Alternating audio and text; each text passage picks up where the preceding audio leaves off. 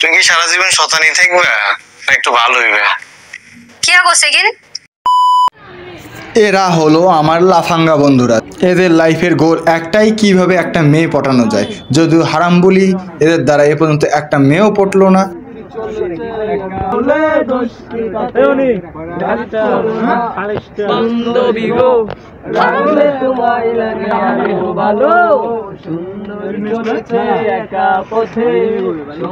Okay guys, time হয়ে গেছে, চল।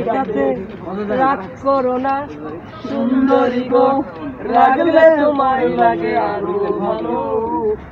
রাইতে তুই আমার সাথে ঘুমাইতেছস, তুই যখন গভীর ঘুমে আমি তোরে ভরপুর খিচাইতেছি। তো যেমনটা বলছিলাম, বন্ধুদের মধ্যে বেশ কিছু আমাদের কমন জিনিস আছে।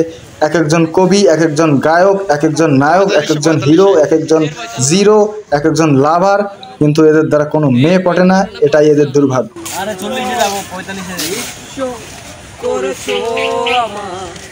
কিনি টুর চলো নাই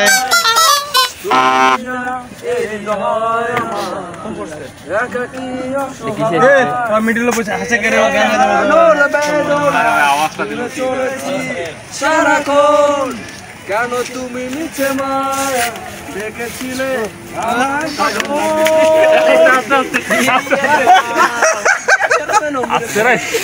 দুর্গা মানুষটা তো দেখলাম না ভাইয়া।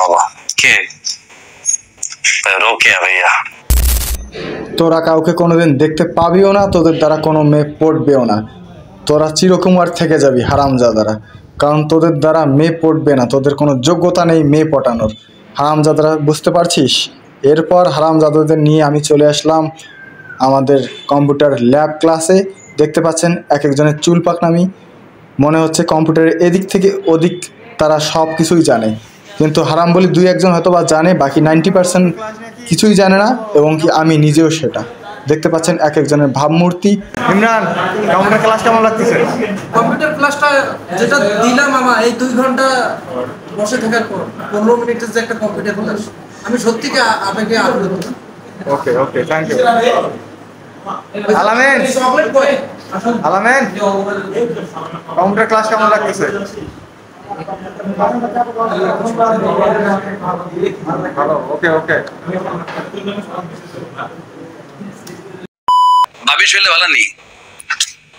ভাবি শরীরে ভালো, আঙ্কেল আন্টি ভালো না ভাইয়া? আমার বন্ধুদের চুল পাকনামি কোনোদিন গেল না, আর আগামীতেও যাব না।